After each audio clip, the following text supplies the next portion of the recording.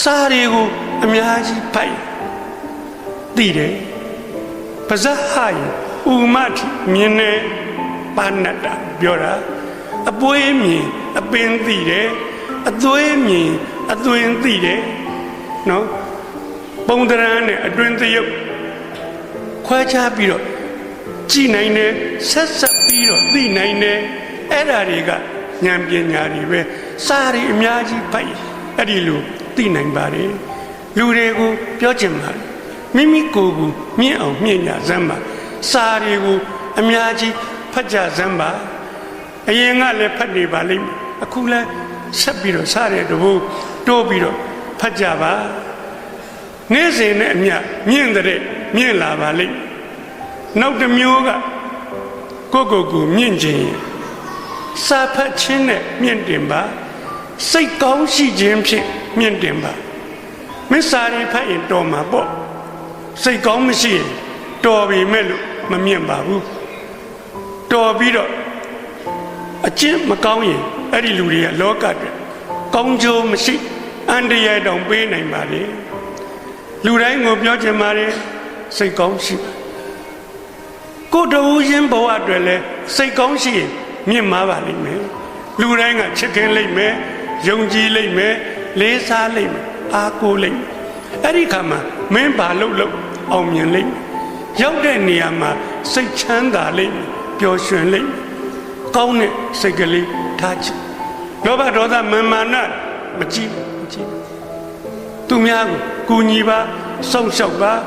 လှူဒန်းပေးကမ်းပါစိတ်ကောင်းကလေးရှိလွယ်ကလေးပဲဆိုပါစို့ဒီနေရာမှာဝင်ပေါက်ကလေးတစ်ပေါက်ရှိတယ်ကိုကလည်းလာတယ်သူကလည်းဟိုဘက်ကလာတယ်သူကခြေလန်းတလန်းဥနေတယ်အဲ့ဒါကိုလှမ်းကြည့်ပြီးတော့ကိုကသူ့ရဲ့ဥအောင်တုတ်ချေတင်လိုက်တယ်ဟိုလူမြင်နေအဲ့တော့တဲ့သွားတိုးတဲ့ခါမှာဟိုလူကမကျင်တတ်တဲ့မျက်စိနဲ့ကြည့်ကိုကအတင်းစွတ်တိုးဝင်သွားတယ်ဒီနေ့ညနေပဲကျွန်တော်ဝိဒိုရီကဆေးရုံကိုသွားကျွန်တော်ဆေးသွားဆေးရစစ်တဲ့ခါကျတော့ကျွန်တော်ကားကဆေးရုံအဝင်လမ်းကိုရောက်ကျွန်တော်တို့ကမိန်လမ်းပေါ်ကအဲ့ဒါကိုဝင်လိုက်တော့ရှင်းလေးပါပဲကားလည်းရှင်းလို့ဝင်တာဟိုဘက်က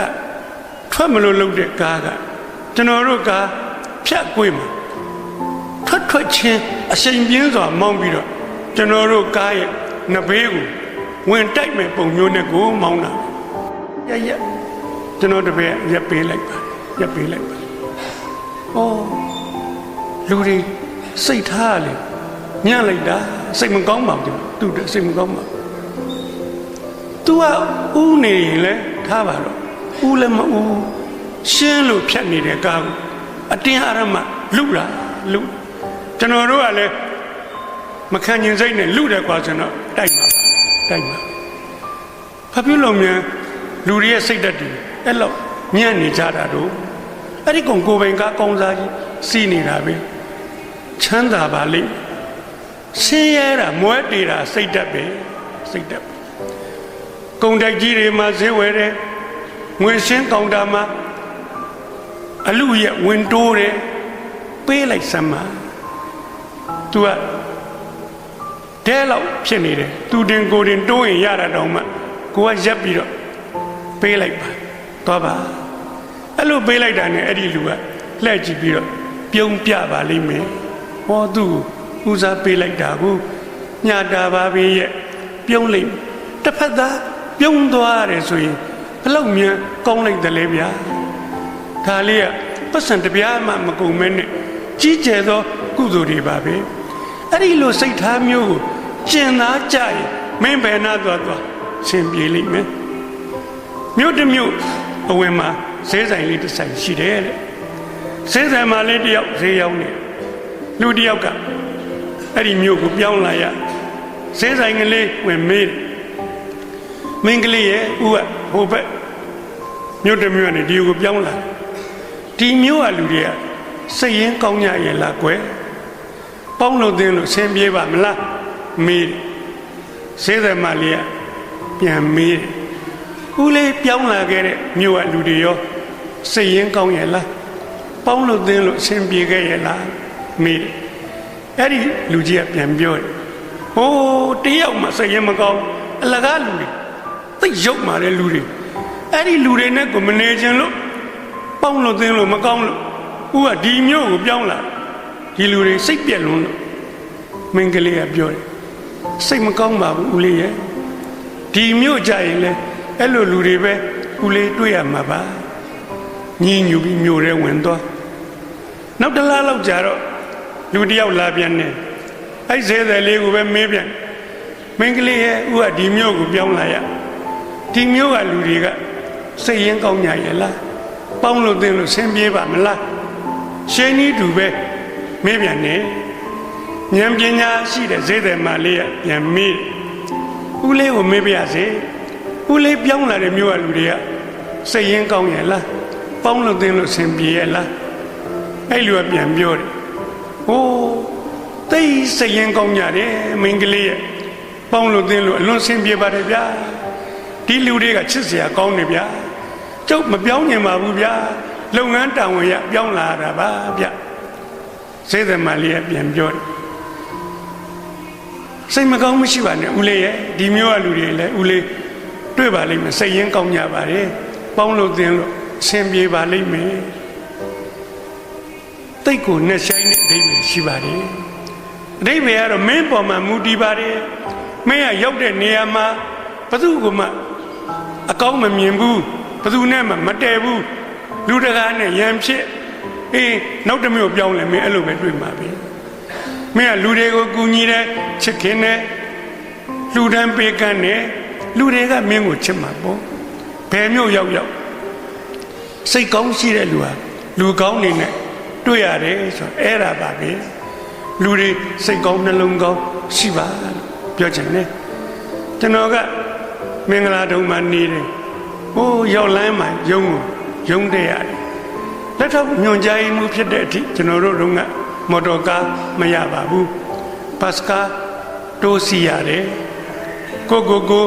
တိုးတက်တဲ့လူဒန်းစားလို့ကျွန်တော်တို့ကနာမည်ပေးပါတယ်တိုးတက်ရလို့ပါကားပေါ်ရောက်ရင်ပစိုးကပုံစားဘေးရောက်သွားတယ်နေ့တိုင်းမှာပဲပြန်ဆွဲတက်ရတယ်ကျွန်တော်ကတော့လူတွေအတိုးတက်နင်းလွတ်တဲ့နေရာလေးရောက်အောင်သွားတန်ကလေးကိုဆွဲတစ်ဖက်ကဖိုင်တွဲတွေနဲ့ထမင်းဘူးကလေးထည့်ထားတဲ့လက်ဆွဲအိတ်ကလေးကိုကန်ရကိုယ်စာရေးဆရာဆိုတော့အတိုးတက်လွတ်တဲ့နေရာရောက်တာနဲ့ကျွန်တော်ကဝတ္ထုတစ်ပုဒ်စတင်ပြီးတော့ရေးတော့တာပဲကောင်းထဲမှာရေးတာအတွေးနဲ့ရေးတာညကြရင်ပြန်ကူးချရုံပဲပတ်စကားပေါ်မှာဝတ္ထုတစ်ပုဒ်ဒီဆောက်လို့ရတယ်အိုက်တာလည်းမသိတော့ပူတာလည်းမသိတော့ချွေးစော်နန်းတာလည်းမသိတော့ဟန်ကိုကြတယ်ဝတ္ထုတွေအများကြီးရတယ်တနေ့တော့စော်ဝါကြီးကုန်းမှာတထေးမကြီးတယောက်ကားပေါ်တက်လာတယ်တထေးမကြီးလို့ဘာလို့ပြောတော့ဆိုတော့လက်တစ်ဖက်မှာရွှေလက်ကောက်တွေက9ကွင်းဒီဘက်ကလည်း9ကွင်းရွှေဘီးကြီးကလည်းကြီးပဲရွှေဆွဲကြိုးကြီးကလည်းအတုပ်ကြီးပဲလက်ပွေးအိတ်ကြီးကလည်းအကောင်းစားဆိုတာအိတ်ကြီးလှလို့ပြောတာပါကျွန်တော်ဈေးနှုန်းမသိပါဘူးအခုခါမှာတထေးမကြီးတိုင်တဲ့လက်ပွေးအိတ်က65သိန်းနဲသေးတယ်350လက်ပွေးအိတ်တစ်ခုကျွန်တော်ရှေ့မှာအဲ့ဒီလက်ပွေးအိတ်ကြီး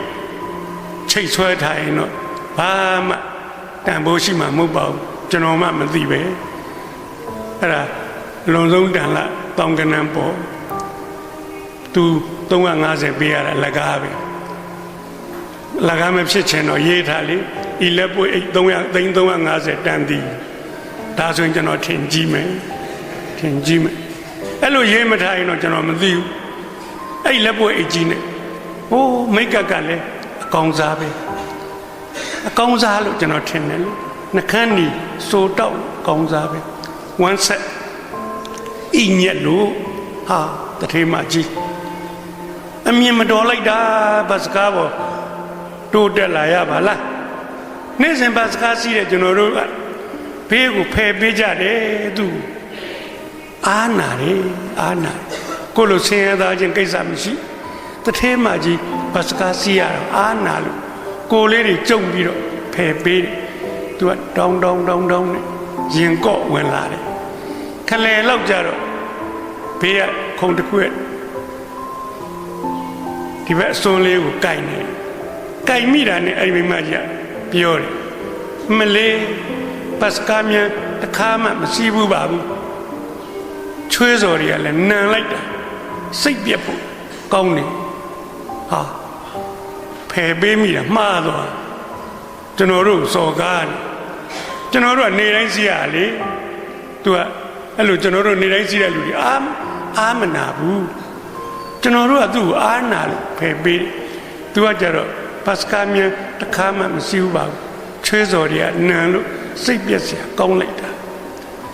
ဒီနေ့မှာအိမ်ကကားနှစ်စင်းစလုံးကလည်းတစ်စင်းကခရီးထွက်သွားတစ်စင်းကလည်းဝတ်လျှော့ထိုးထားဆရာတော်ကျောင်းကိုနေစွန်းမီပို့ရမှာမို့လို့လေးဘိန်းကားငှားတော့အဲ့တုန်းကခုလိုတက်စီမပေါ်သေးဘူးလေးဘိန်းကားခက်တစ်စင်းမှမရလို့ဘတ်စကားစီးရစိတ်ပြက်ဖို့ကောင်းလိုက်တာသူ့လည်းဘယ်သူမှမမေးပဲနဲ့ရှင်းလင်းချက်တွေထုတ်နေပါလေကြွားလဲကြွားသေးကိုပိုင်ကားနှစ်စင်းရှိကျွန်တော်တို့ကနာကြပြင်းကတ်တယ်ကြွားတာကိုအဲ့လိုပြောပြီးတော့သူကကင်တာသူ့နောက်မှာဆယ်နှစ်သမီးလေးပါတယ်ဒီကလေးမကလက်ကင်ကြမလွတ်ဘူးတစ်ဖက်ကငါးစင်းကြကြီးဆွဲထားတယ်တစ်ဖက်ကလက်ဆွဲချင်းကြီးဆွဲထားရတယ်မော်တော်ကားဝေါကနေထွက်လိုက်တော့အဲ့ဒီကလေးမပက်လက်လန်လဲတယ်နှစ်ဖက်စလုံးမှာမအားပဲကိစ္စမရှိပါဘူးကျွန်တော်တို့ဘတ်စကားစီးနေကြကောင်တွေကသိပါတယ်အဲ့ဒီကလေးမကြောလေးကိုတွန်းပေးထားတယ်ဘာမှမဖြစ်ပါဘူးထိမ့်ပေးကြတာပေါ့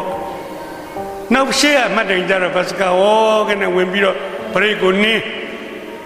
တုံငနဲ့ရက်အဲ့ဒီကြတော့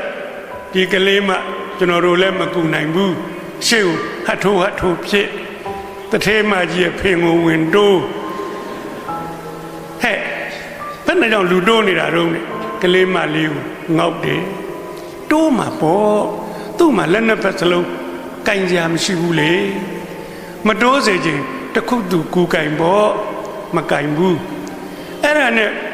အဲ့ဒီမိမကြီးကသားဖြူလူပြလူပုံချောချောဒီသက်50လောက်ရှိအဲ့ဒီဘေးနာခုံမှာသူ့ရွယ်ပဲအသက်50ပိန်မိန်ပါဟိုကနည်းနည်းဝါဖြိုးသူပိန်မိန်ပါမျက်နှာမှာတနခါရည်ကျဲကလေးလိမ့်လို့အဲ့ဒီအမေကသမီးလေးပေးချင်းနဲ့ကြိုက်ကိုတော်ကြီးပေးထားကူညီချင်းရှာတယ်ကူညီခွင့်တောင်းပါကလေးကပေးမယ်လို့တော့ဟဲ့မပေးနဲ့တထဲမှာကြီးကဆင်းရဲသားကိုမယုံဘူးဒီကားပေါ်မှာသူငါးစင်းကြိုက်ဆုံးကပ်မလို့လဲသူကြေညာပြီးဘယ်သူကနှိုက်စားမှာတော့နော်ဟိုကူညီခြင်းတဲ့တော်ကြီးကကမ်းပြီးသားလက်ရုပ်သိမ်းလိုက်ရတယ်ကလေးမှမပေးရတော့တစ်စင်းလုံးကြားတယ်ကျွန်တော်တို့အဲ့မိမကြီးကိုမကြေမနက်လှမ်းကြည့်တယ်နောက်မှတ်တိုင်ဗရိတ်အုပ်ပြီးကောင်မလေးတိုးပြီးသူ့ဖင်ကိုတိုးပြီးကျွန်တော်တို့အကုန်လုံးဝန်သာအားရတိုးပါစေတိုးကွာသဘောကျသူတက်လာမှနေရင်ထိုင်ရင်အကုသိုလ်တွေဖြစ်ကုန်ကြပြီပူလို့လောင်းလို့ကြည်စမ်းစိတ်ရင်းမကောင်းတဲ့လူတယောက်ကပတ်ဝန်းကျင်မှာပူလောင်ကုန်နေပူလောင်ကုန်နောက်မှတိုင်မှာသားတယ်မေတယောက်တက်လာပြန်နေကလေးကိုကရစ်ခွင်ချီချင်းကလေးကိုဆွဲသူလည်းကင်ကြမရှိပြန်ဘူးအဲ့ဒီမှာပတ်စကားပေါ်မှာယောက်ျားတွေပါပါတယ်ဗျာဒီဘုန်းကြီးဟန်တက်လာလို့ရှိရင်ကိုထိုင်းနေရတဲ့နေရာလေးဖယ်ပေးရမှာဆိုလို့ပရင်းမောက်ကနေငေးလေရတာပြင်မဲ့ရှင်ဖေကမမြင်လို့ဖေကဘယ်မြင်မလဲတမင်ဟိုဘက်နေလဲမမြင်အောင်ကိုလဲသားတယ်မေလာလှဲ့ဇက်တွေကိုညောင်းညောင်းလှဲ့ပြီးမှပြန်တဲ့အဲ့ဒီမှာလူတွေနော်အံ့ဩစရာကောင်းတယ်အနှစ်30လောက်မြေကရန်လူသက်မှုတွေဖြစ်တယ်ဘာမှမဆန်းဘူးဘတ်စကားပေါ်မှာမိနစ်30လောက်ဖင်ကရန်ဒါလေးတောင်မက်မောတယ် ဖယ်မပေးခြင်းဘူးအဲ့ဒီမှာအခုနအသားညိုညိုအမေကထပေးရှာတယ်ယောက်ျားတွေဖယ်မပေးပေမဲ့သူထပေးတယ်ဟိုးသားသမီးလာဒီမှာထိုင်ထွက်ပေးရှာတယ်အဲ့လိုလဲထွက်ပေးလိုက်ကြောအဲ့ဒီနဲ့အနီးဆုံးမှာရှိတယ်အခုနသထေးမကြီးကခြေတလန်းတိုးရပြီးတော့စွက်ကနေထိုင်ချတယ်ဟာကျွန်တော်တို့အကုန်လုံးမြင်တယ်လှုပ်ချလိုက်ပြီဟဲ့ဟိုမေးကပြောတယ်ဟောကျမမစင်းသေးပါဘူးသားသမီးကိုနေရာပေးတာပါအဲ့မိမကြီးပြန်ပြောတယ်လုံမနေနဲ့ဘတ်စကားပေါ်မှာဘယ်သူမှပိုင်တဲ့လူနေရာမရှိဘူးလေဘယ်သူမှလည်းအမွေပေးလို့မရဘူးနေရာလိုက်ထိုင်မှာပဲဟာမိုက်ရိုင်းတာဗျာကျွန်တော်တို့အကုန်လုံးအဲ့ဒီမိမကြီးစီကိုကြည်တယ်အလင်းတန်းနှစ်တန်းစီနဲ့ပြစ်တာတယောက်မချအကုန်ပြစ်တာကျွန်တော်တို့ကငကားတွေဆိုအဲ့မိမကြီးပြာကျသေးပြီသူကလည်းသိတာပေါ့တကားလုံးကသူ့ကိုအလင်းတန်းနှစ်တန်းနေနဲ့ပြစ်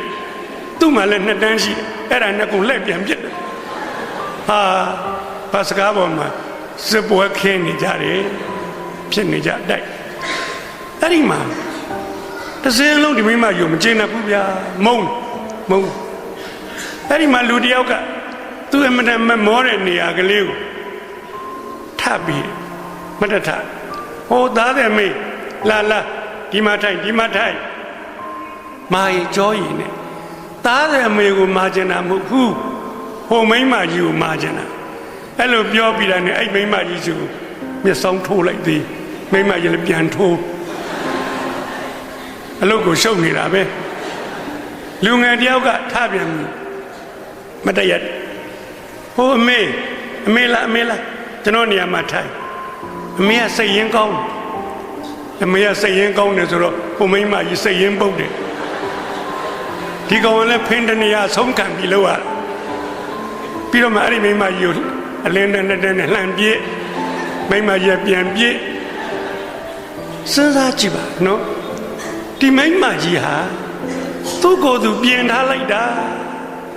အစင်တစားတွေနဲ့ရွှေတွေနဲ့ရွှေဆင်လို့မရင်ပါဘူးမတင့်တယ်ပါဘူးအချီးတန်လိုက်တာအယုတ်ထိုးလိုက်တာတကားလုံးမုန်းတယ်ကုန်မုန်းဟိုအမေသူ့အသက်ရွယ်သူလောက်အသာညိုညိုပိမ့်မိန်ပါလှလိုက်တာသနခါရေကျဲလေးနဲ့တကားလုံးချစ်ပါတယ်အဲ့ဒီကားပေါ်မှာအလှမဲ့ရွေးပွဲအဲ့ဒီနှစ်ယောက်ကိုပြိုင်ကြည့်ဟိုမိမကြီးတုံညပဲရအသားညိုတဲ့အမေရတကားလုံးချစ်စဉ်းစားကြည့်ပါကျွန်တော်တို့မင်းကလေးတွေလှကျင်နေပြင်လိုက်ကြကိုစိတ်ထားလှအောင်တော့မပြင်ဘူးရုပ်ကိုပဲပြင်နေကြတယ်မင်းကလေး၃ယောက်မျက်နှာချင်းဆိုင်လာအလဲကမင်းကလေးကလှလိုက်တာကြောင်းသူကလေးအလဲကမင်းကလေးက၃ယောက်ထဲမှာဖြစ်ချောဆုံးမှာပဲလို့လှမ်းကြည့်နေတော့အဲ့ဒီမင်းကလေးကမဲ့ကရွက်ကနေအတင်းနေတုတ်နေတယ်ဟာသွားပြီမလှတော့ဘူးကျွန်တော်စိတ်ထဲမှာအောင်းမိသူ့ရဲ့အမေအမအတော်တွေကလေးကိုပြုတ်ရင်မပေးကြပါလားပြုတ်ရင်မပေးကြဘူးသမီးရဲ့မဲ့ကရွက်ကသူများအတင်းနေမပြောနဲ့သမီးရဲ့အလှပြက်တယ်မိန်းကလေးတွေမဲ့ကရွက်ကပြောပြီးဆိုရင်တော့သိကြတယ်အဲ့ဒါအတင်းတုတ်နေတာပဲအကောင်စကားမဟုတ်ဘူးအဲ့ဒီခါမှာအလှပြက်တယ်ယောက်ျားမဲ့ကရွက်ကပြောတာနဲတယ်ရှိတယ်ယောက်ျားမဲ့ကရွက်ကပြောရင်ပူဆိုးတယ်စိတ်ကောင်းကလေးရှိရင်ဥပရိယုတ်တယ်လှကိုအလှပညာဇံပါစိတ်ကောင်းရှိခြင်းဖြင့်မြင့်အောင်မြင့်ဝါကြွားပြီးတော့သိတော်တာပဲငါသိတတ်တာပဲလို့မြင့်ခြင်းလို့ကြွားဝါပြီးတော့မမြင့်ပါနဲ့ဝါကြွားရင်မမြင့်ပါဘူးကျွန်တော်ပြင်သိတော်ကျွန်တော်လူရှာမှရှာဒီလိုထင်ပြီးတော့ပြောကိုကြွားလုံးအားကြီးကြွားခြင်းရဲ့ရွေချက်ကဘာလဲ သူများထင်ကြီးခံရအောင်လုပ်တာသူလည်းဟိုဘက်ထွက်သွားရောကျန်တဲ့ကောင်တွေကဘာပြောသွားငပေါ်ကြီးထင်ကြီးခံရမလားလို့ကြွားတာငပေါ်ဖြစ်သွားပါလေဒါကလေးကိုမှတ်ထားပါထင်ကြီးခံရင်မကြွားပါနဲ့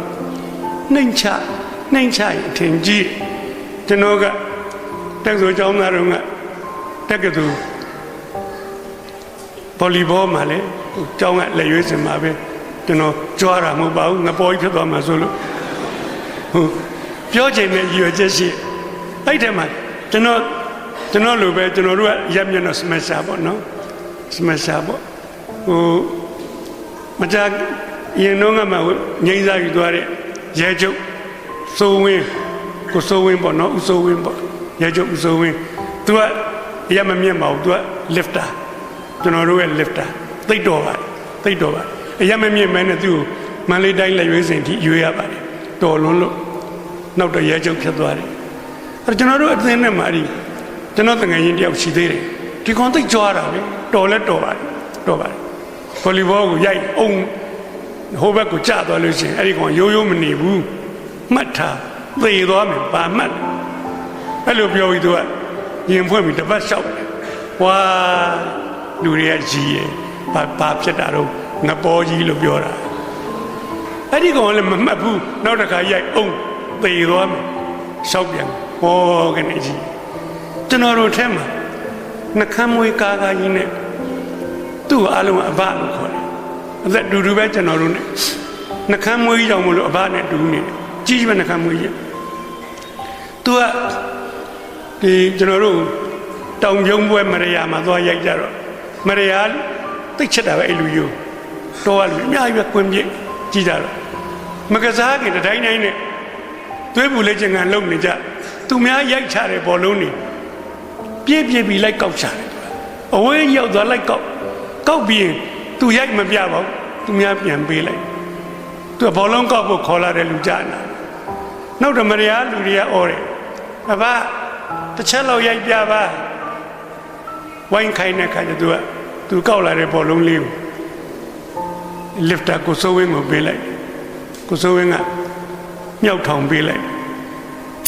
ပြေးခုန်တက်သွားတယ်ကိုယ်တစ်ပိုင်းပိုက်ပေါ်ကျော်သွားတယ်ထုချအုံးနဲ့ဆယ်ပေစီးထဲမှာကြာအဲ့လိုလက်ကြရောကိုသန်းမောင်ကအဘရှက်တယ်ကောင်းကလေးငုံဟိုဘက်လက်ထွက်သွားဟောကနေလက်ခုပ်ဩပါပေးကြတယ်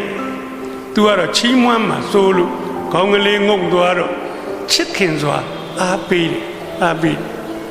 ဟိုကောင်ကဆွဲပြတိုင်းကြသေသွားမယ်ဝိုင်းဟာကိုသန်းမောင်ကြတော့ဟိုတစ်ဖက်ကလူတွေကဆန်းကျင်ဘက်ကလူတွေကကိုသန်းမောင်ဆွဲလို့တိုင်းငနဲ့ကြိုက်ဟိုဘက်ကအသင်းသားတွေကိုလက်ခုပ်တီးတယ်ချစ်လိုက်တာနှိမ်ချခြင်းကိုလူတွေချစ်တယ်ဝါကြွားခြင်းကိုလူတွေမုန်းတယ်လောကမှာသိတာပဲလို့မရှိပါဘူးငါသိသလောက်ကလေးရှိမှာပေါ့တခြားလူတွေကိုယ်တည်းသိတာအများကြီး